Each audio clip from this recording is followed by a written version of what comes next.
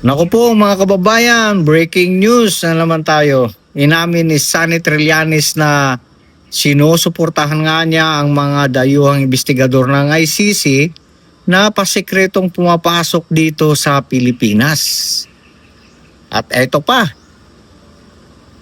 umamin siya na siya ang nangangalap ng mga taong kakausapin ng ICC para sa pagkuha ng mga ebidensya sa pagdiin kay FPRRD sa kasong Crimes Against Humanity. Ito, panoorin natin ang kanyang mga sinabi sa interview na ginawa bago tayo magbibigay ng opinion at reaksyon. Pero isang like muna dyan mga kaps, mga kababayan, at muli pinapasalamatan ko kayo sa inyong mga suporta dito sa ating YouTube channel Nobs Vlog. Eto, let's go!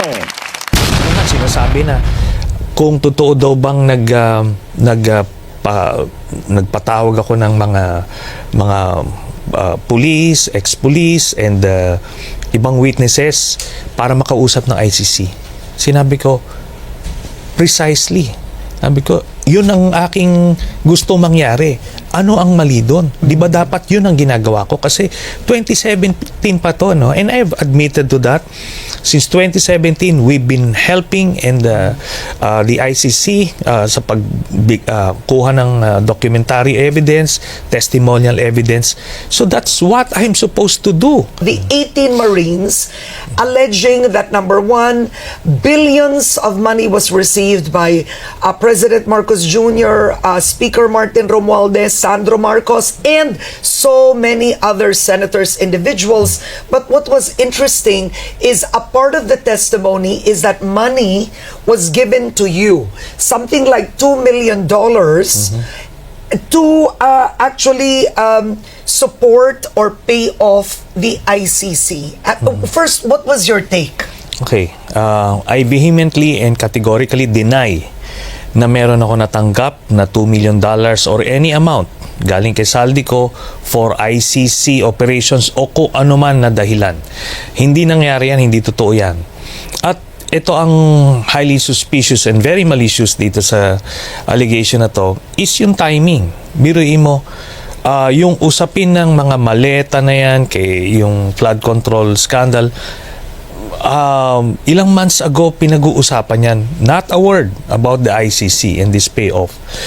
Tapos, ngayon, of all the days na ginawa ng Diyos, Tuesday sila nag-press con. And that was we're in the middle of the confirmation of charges hearing sa The Hague. That was the presentation of the prosecution. Yes. So, talagang alam mong ginawa nila yon for that. And it was the day before the 40th anniversary ng EDSA. So they were expecting, they were hoping that it would ignite an outrage ng public, ng general public. Pero it didn't happen because napaka-absurd, no? Ito, in both cases, sinasabi nila, $2 million daw ang binigay sa akin para pansuhol sa ICC. Na-imagine ba nila paano ilalabas ng ano yun?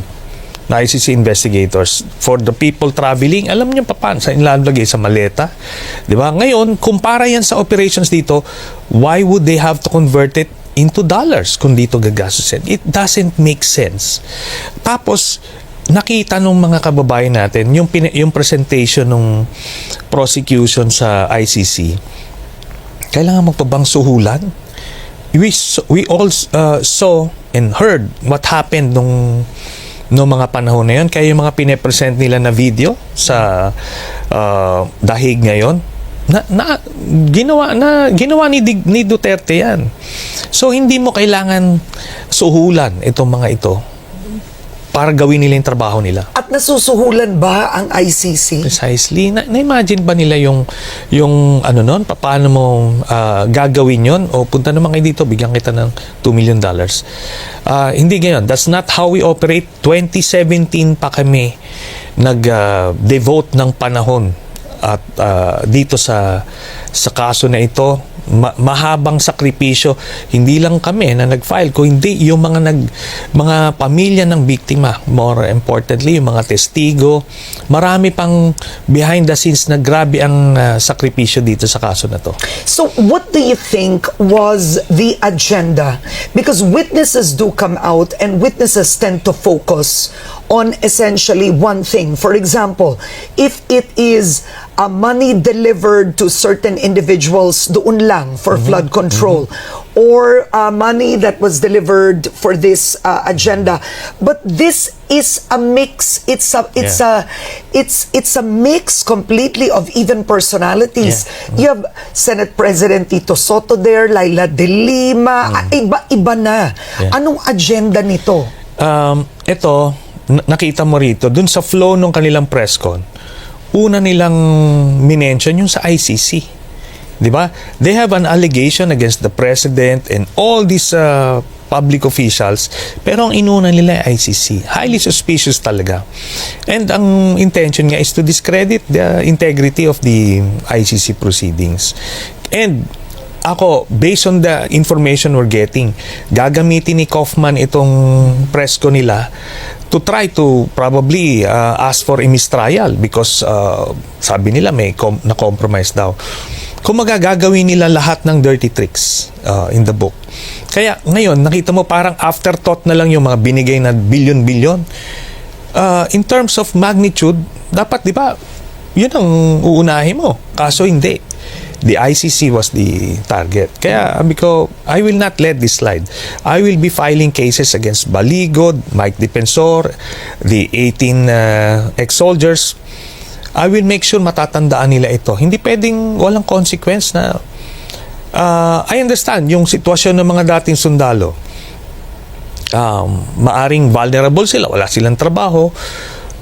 They will say what you want them to say pagka ganong estado. But still, ginawa nila yan, they will have to suffer the consequences of their actions. So, pine-prepare na ng mga lawyers namin yung ifa-file, cyber libel, and kung ano pa na pwede para tignan natin kung saan sila Okay, who do you believe is behind this?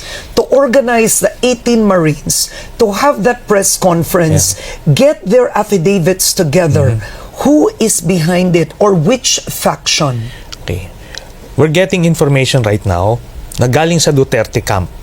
Yung nag-finance, nagpa-organize nito. Itong mga front, siyempre si Baligod yung gustong umiksena dyan. Pero nakita namin yung mga iba't ibang mga information like the cars used by the Marines sa pagpunta ng press con, nakaregister yung sa asawa ni Mike Defensor, yung isang vehicle. So, makikita mo, hindi to nangyari parang at random.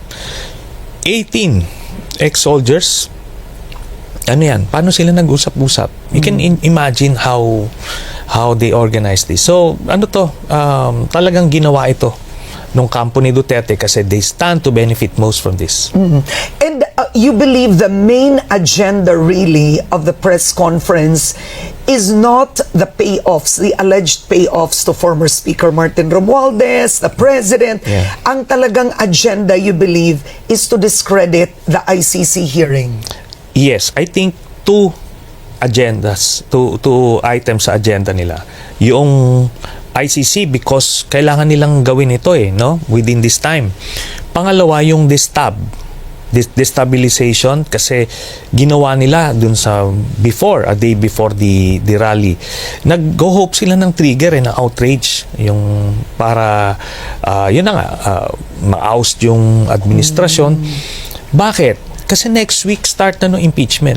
So all of these things pinagsama-sama na yung agenda. Parang kumbaga sa usapan pagka natatalo ka na, nako-corner ka na, itinataob mo na lang yung mesa para maiba yung eksena, yung usapan. Yun. So there's a destabilization effort. Yes.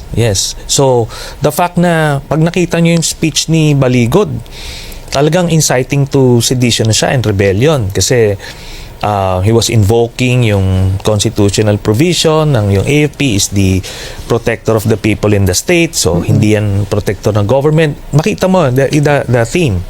Tapos yung mga in-invite nila doon ng mga vloggers ni Duterte, talagang pang-agitate yung mga nila, mga questions nila. Talagang it was so set up to ignite certain emotions. Okay, now we talked about Attorney Baligod, which was quite surprising that he was involved in this. Attorney Baligod also claims that ICC investigators only interviewed witnesses that you presented and that the funds essentially came from that payoff. But let's talk about the witnesses. Did the ICC only interview witnesses that you presented? Una-una ganito, anong basis niya to know that? Even assuming totoo na nagbantay itong mga sundalong ito sa ICC, paano nila malalaman yon? Na yung testigo galing sa'yo? Oo, di ba? Kumaga, well, ito Karen, yung operations ng ICC dito, highly confidential yan because their lives would be at risk pagka nalaman kung nasaan sila, kailan sila nandito, at lalo na yung mga testigo. Kaya itong ginawa nila na ito, by the way, let me just say this, nag-release silang picture ng mga ICC investigators, pati yung mga testigo. Alam nyo, violation ng Article 70 yan ng Rome Statute. Obstruction of justice yung pwede nilang ikaso ng ICC dito. At ito, malamang sa malamang kakasuhan itong mga ito, si Baligod and the people in the press con. Kasi they put the lives of the ICC investigators in danger, pati yung mga testigo. Yun. And why is there a connection to Zaldico to you? That's what that was quite surprising for many people. Yes, at ganito yan. Ang nakita mo yung the way they presented it, na tipong magsasama sila ng siguro little bits of truth, tapos hahaluan nila ng kung ano-ano to make their allegations parang mabigyan ng attention. Kasi assuming nagbantay itong mga dating sundalo na to na naging bodyguard ni Zaldico, assuming nagbantay sila dun sa ICC at nag-facilitate kung saan man sila pumunta, what's the crime there? 'Di ba? Ako nga sinasabi na kung totoo daw bang nagpatawag ako ng mga police, ex-police and ibang witnesses para makausap ng ICC. Sinabi ko precisely. Sabi ko, yun ang aking gusto mangyari. Ano ang mali doon? Di ba dapat yun ang ginagawa ko? Kasi 2017 pa to, no? And I've admitted to that. Since 2017, we've been helping and the ICC sa pagkuha ng documentary evidence, testimonial evidence. So that's what I'm supposed to do. Kapag sinasabi nilang ganun, the way they are presenting it, it's as if I'm committing a crime. No. I'm expected to do that. O ito mga Cubs, mga kababayan itinanggi niya na may mga perang idiniliver sa kanya ang mga ex-Marines.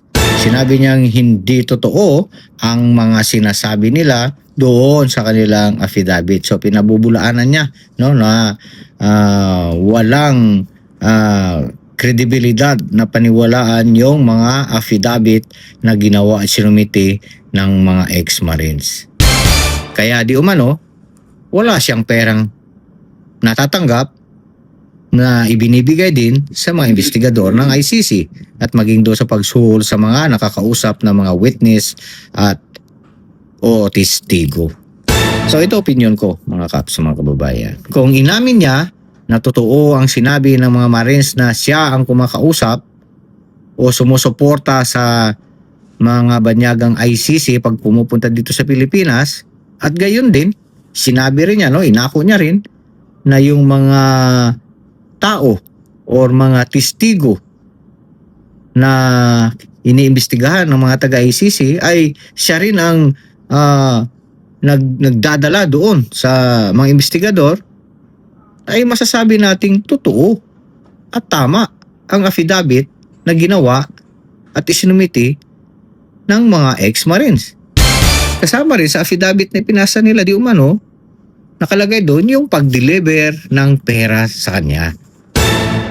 Kaya para sa akin, opinion ko, ay hindi pwedeng sabihin, no? Hindi pwedeng sabihin niya na walang katotohanan or walang saysay ang mga ginawang affidavit na itong mga Marines. Hindi niya masasabing imbento lang yon. Dahil kung paano pinatotohanan niya ang pagtulong niya sa ICC at maging doon sa mga witness, mahirap niyang pabulaanan or pasinungalingan na totoo rin na may pera siyang tinanggap. Dahil lahat ng mga aligasyong iyan ay nakasulat pareho doon sa affidavit na ginawa ng mga ex-Marines. Di po ba mga Kaps, mga kababayan? Yun ang isang bagay na nakikita ko, no? Dahil sa inako niya, so huli siya doon sa isang bagay. So paano niya ngayon pabubulaanan yung iba pang nakasulat doon sa affidavit? Doon pa lang sa una ay kumbaga guilty na siya doon. So yun po ang opinion at reaction ko lang mga Kaps, mga kababayan. Hindi ko masasabing tama, no, yung aking pananaw, pero nakikita kong parang hindi rin ako mali siguro. So kayo mga Kaps, mga kababayan, no, mga viewers ko, i-comment niyo ang inyong opinion at reaksyon ukol sa mga bagay na yan. Okay po? So hanggang dyan na lamang po. Ito po ang inyong lingkod, Nobs Vlog. Paki-like, share at subscribe naman po ang ating channel. Maraming salamat po at ingat po tayong lahat.